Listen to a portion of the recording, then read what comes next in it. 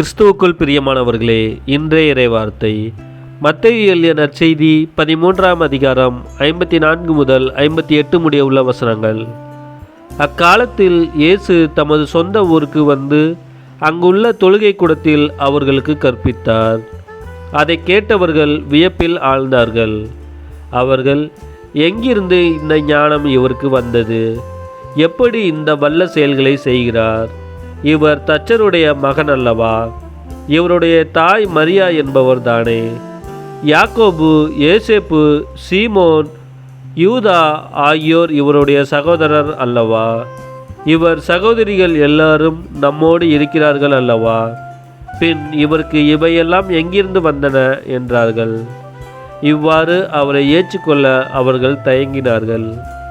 இயேசு அவர்களிடம், தம் சொந்த ஊரிலும் வீட்டிலும் தவிர மற்றெங்கும் இறைவாக்கினர் மதிப்பு பெறுவர் என்றார். அவர்களுக்கு நம்பிக்கை இல்லாததால் அவர் அங்கு பல வல்ல செயல்களை செய்யவில்லை.